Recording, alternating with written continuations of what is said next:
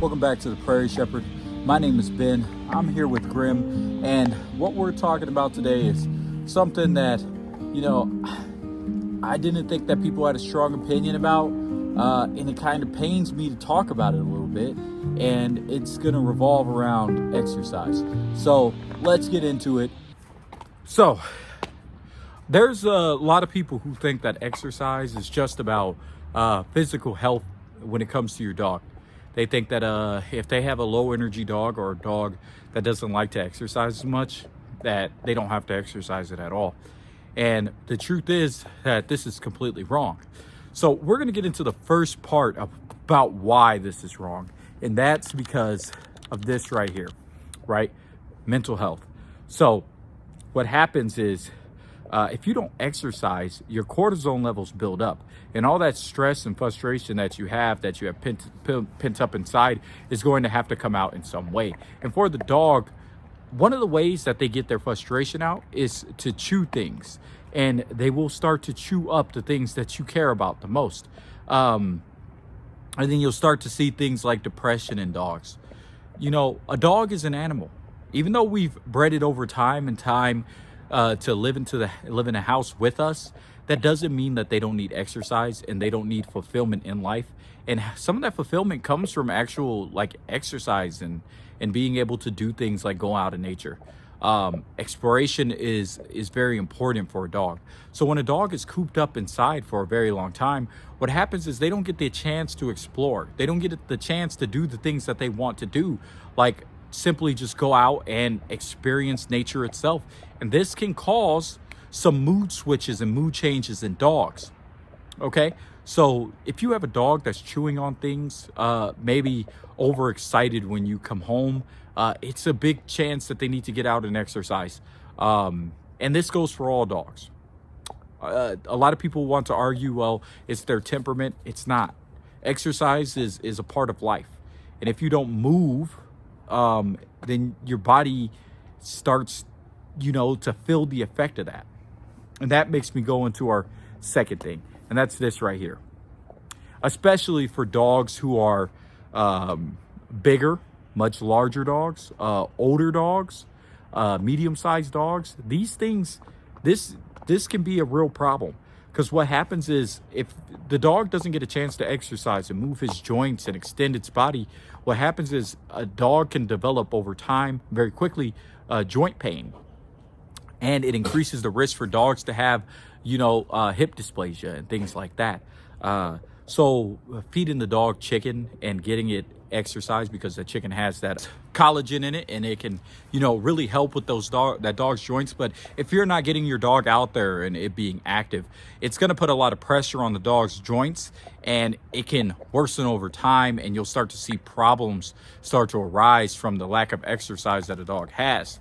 Especially when you have a medium-sized to large-sized dog, these things become a big problem. So I always make sure too, when looking at my dog's diet, that I have some type of collagen inside of his food to help with those joints. But we have to keep our dogs active and healthy. It's not just about their physical health, it's for their mental health as well, and it's for their bodies. It's so important. Over time, a dog will start to develop some things because of its this health need not being met, and it can develop diseases. Your dog can literally have diseases like heart disease and things like that, and just like us, just not from exercising, from sitting around all the time and not doing anything. And those frustrations build up, these things start to build up, and it really weighs on a dog, especially when the dog feels like it's not being fulfilled. You can actually extend the life of your dog just by exercising for 1 to 2 hours a day. Finding that time to get out there and exercise with your dog can be so beneficial to the dog's well-being. And I know in America we have busy schedules, but if you bought the dog, you have, signed a contract to be dedicated to that dog for 13 to 15 years, however long that dog is living.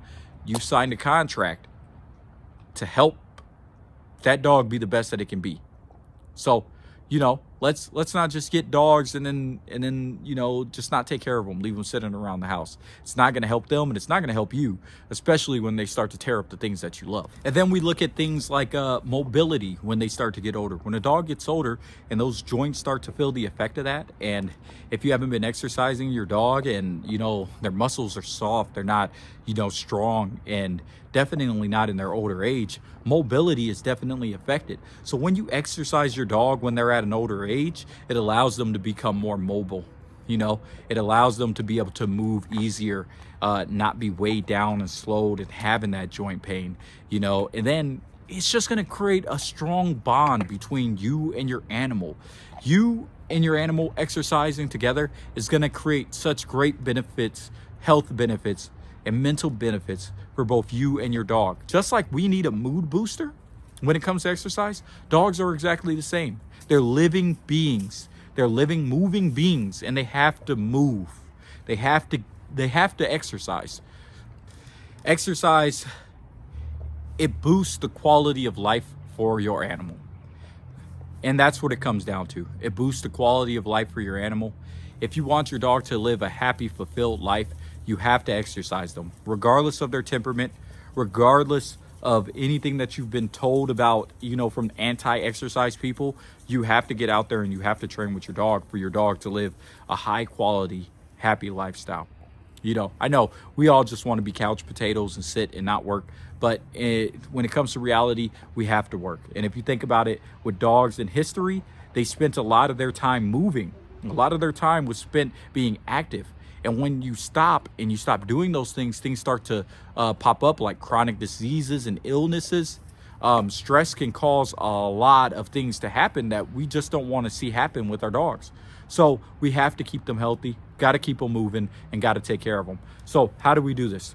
If you have a German Shepherd like me, 1 to 2 hours of play, exercise is great for your dog. Don't just walk all the time. Try to mix it up. A game of tug of war, some agility type of training in the backyard or at a park is great for a dog to be able to, move and get some of that exercise in. A game of fetch every now and then is also great. We want to get that heart rate pumping because that blood circulation is great.